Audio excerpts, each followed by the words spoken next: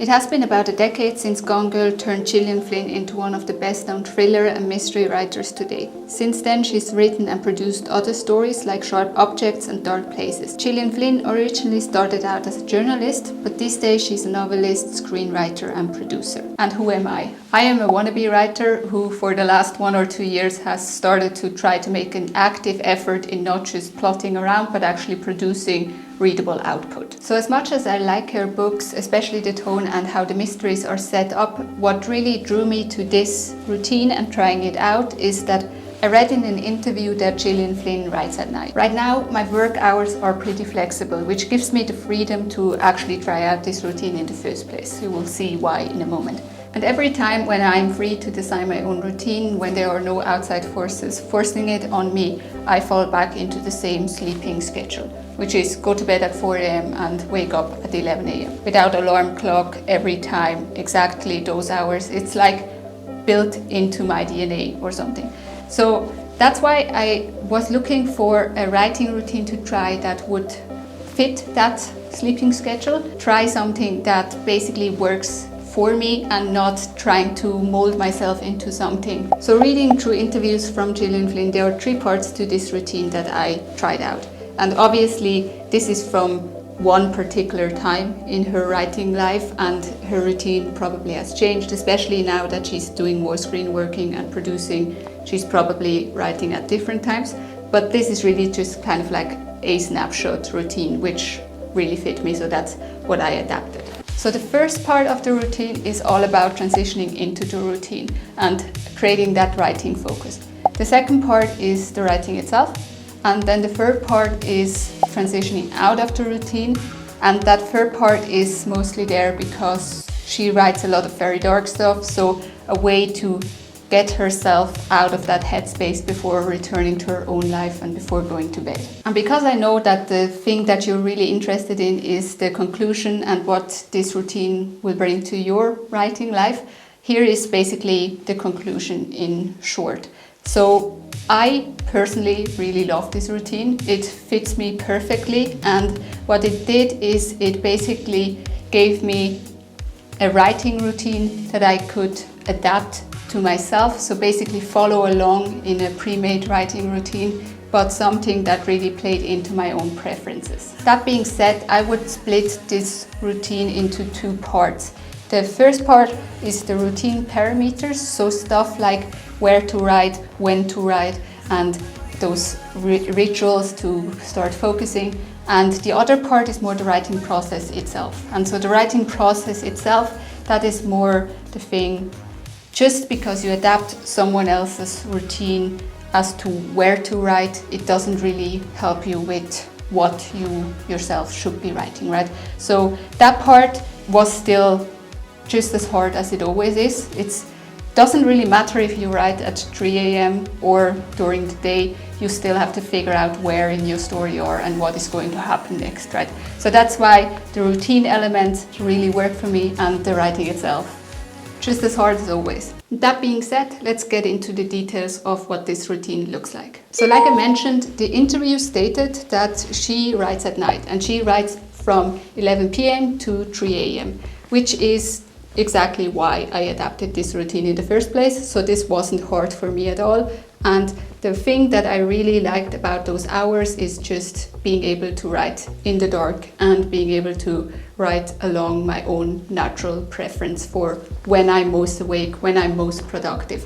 I am never going to be the kind of person who is able to do substantial work in the mornings. I always need this wake up time, several hours to wake up, and that's why working this late at night, that's really when I start to get most awake and most focused. If you've read Atomic Habits or any book on habit building, you probably know what transition rituals are and how to apply them. So they are the things that you do before the habit that you actually want to do, so to signal to yourself that you are about to do the habit, and also as a sort of bribery. Most transition rituals are somewhat pleasant because they are something that shouldn't just remind you to do the habit, but also get you prepped to do the habit. And in Gillian Flynn's routine, this would be as she stated in the interview, drinking half a pot of coffee before getting ready to write. Now, personally, when adapting someone else's routine, I think it's really important to focus on the goals that you want to achieve and to not just copy-paste every behavior that you hear or read about, especially since in interview stuff gets so overblown because they sound better, right? So that's why here it isn't important what she's drinking or how much she's drinking, but rather the transition ritual is really the drinking the coffee, getting ready for work, feeling prepped to do the work, right? That being said, drinking a lot of coffee late at night isn't exactly unusual for me, so I adapted that part of the routine too. So in several of the interviews, it was stated that she has her writing office in her basement, and in one of them, I think it was even jokingly referred to as a hell pit. So from that, I'm assuming that she's probably writing in the dark. Personally, that's the whole appeal for me for writing at night, is that it is dark. So I have a problem with focusing when it's very light. So I prefer dark rooms where I can just zero in on my screen. So that is what I did here. And like I said, it's not really stated in the interview if she's writing with lights on or not. Take whatever fits you best. I like it when it's really dark and just my screen and nothing else. So something that I feel is always a bit neglected in these writing routines is what exactly is the output goal of the session. So in some, when it is stated, it is always word count. So the writer has a set word count that they want to achieve. And in this instance, Gillian Flynn also didn't really specify what exactly she's working on or how she tracks her progress during her writing sessions. But she did state in one interview that basically she forces herself to sit down and write that scene. So because right now I'm at the point where I want to focus more on writing out my key scenes in the story, I figured I'm going to take scenes as the measurable output that I have for each writing session. So each session I specify what scene I want to work on and work on just that scene, and that's basically the plan for that session, and also being able to track my progress in the overall project. So I'm not sure if there are just very clear types of people when it comes to writing preferences, or if I got just really lucky with this writing routine. But this next element is again something that just really fits me and the way I like to work. And that is a transition ritual, this time for getting into focus on getting into the scene itself and making it easier to get started with writing it. And here Gillian Flynn mentioned something in an interview that she sometimes likes to obsess over the same song. So she would listen to, for example, Lose Yourself over and over during one or several writing sessions. And that is what I took from it and applied myself. So for each session, I chose a song that is fitting to the scene and the tone that I want to have in the scene, and then put it on repeat and listen to only that song during the writing of that scene. Again, this is probably a very strong preference kind of thing. If you're someone who gets very annoyed at having to hear the same thing over and over, I'm pretty sure this is not going to work for you. For me, it's like putting yourself a bit into a trance, because you keep the tone, but also over time you stop really listening to the song because you hear the same thing over and over.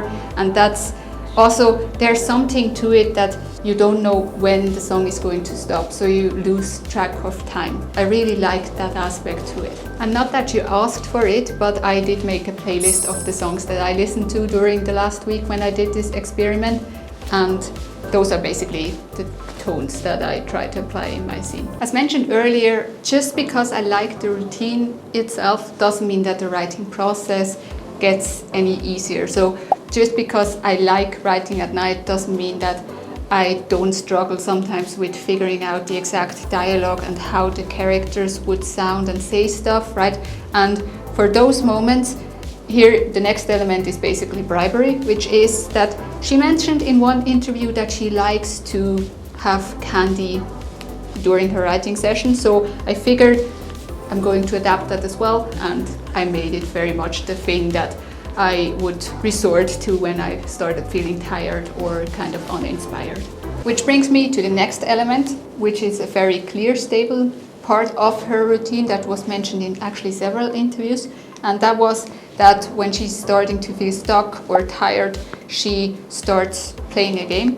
And the games that she mentioned was Pac-Man and Galaga. And basically what I take from this is the idea is you have something to preoccupy your hands and sort of your mind, but also leave yourself room for mind wandering. So basically while you play the game, you're still immersed in your story and you have time to work through the scene and figure out where to go next when you're stuck with the writing itself. And that's really what I did myself. So for me, right now I'm in the middle of trying to conquer the Kanto region again. But again, it doesn't really matter what game, just pick something that doesn't have like a strong narrative or something that will take you out of your own story, because that would be missing the point.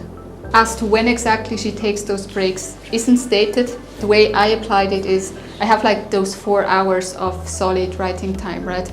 And I took those breaks whenever I started to feel stuck and just needed to have some time to think through something and not try to write it out. So like I mentioned earlier, Gillian Flynn has a transition ritual for getting herself back out of the story after the writing session is done. And what she does is she has a happy song that she plays after the writing session to basically get herself back into a more positive mindset and also to get out of the tone of the story. So that is something that I was very intrigued when I read about it, because for the last weeks or so I did notice that some of the more depressing tones and storylines in my story started to linger around. So they did start to affect my mood. But more so, my bigger problem was that I wouldn't stop thinking about the story. So like I said, I work best at night. So whenever I would try to go to bed, basically my mind was in full focus mode. And because of that, I wouldn't be able to get out of the story and had a lot of problems falling asleep and not making up, new story material. So that's why I applied this method as well. So for me, what I did is I picked a song that is somewhat upbeat, but more importantly, it's one that I associate with a different story that is completely different in tone. And by listening to it, I would basically fall out of focus mode in my current story and remember story moments from this other story because of the song, and that broke the focus and basically made it easy to stop trying to work on my current story. So what did I learn trying out this routine? Generally speaking, advising people on overdosing on coffee, making up dark scenarios until 3 a.m. and eating candy while doing it isn't necessarily the healthiest thing. But for me, this is really the key thing when it comes to this routine, and the thing that I want to highlight is that find a routine that works according to your own natural preferences and play into that, rather than trying to force yourself into something that works against you. But for me, this is also the most negative thing when it comes to this particular routine, which is that as fascinating as it is to see these more extreme writing routines, they are not very feasible in your everyday life, are they? So personally, right now, I have the flexibility to try out this routine and find one that works according to my natural preferences, but that is a temporary thing. And that's also why this routine is something that I am applying right now, as I have that flexibility, and as soon as I don't anymore, I will have to look for something that might not be completely in line with my natural sleeping schedule, but then again, neither is normal work or having a life or all that kind of stuff. So then it will be more about finding something that is somewhat close. And that's really what I take away most when it comes to this routine, is that right now my goal when applying it is to write out the key scenes in my story that I want to write out, and as soon as I'm done with them, I will probably adapt a new routine that works according to my new schedule, but also in terms making new goals for my writing. But if you are a night owl, then consider trying out this routine. Maybe it works as well for you as it did for me. I feel when it comes to writing routines, there tends to be more examples for people who like to work in the mornings than there are for people like me who likes to work at night. So this is an example for all of you who feel the same way. And if you aren't a night owl or this isn't really feasible for you, what I would suggest is to take away two things from her writing routine, which is the transitioning into focus and the transitioning out of focus ritual. So here it was the songs, which was the one focusing by repeating the same song over and over and having a happy song to get you back out of that mind space. However those two rituals look for you, I think it's really useful to have them as cornerstones in whatever writing routine really. I hope this video gave you something interesting or useful to adapt into your own writing routine, and other than that, I will see you next time. Bye guys!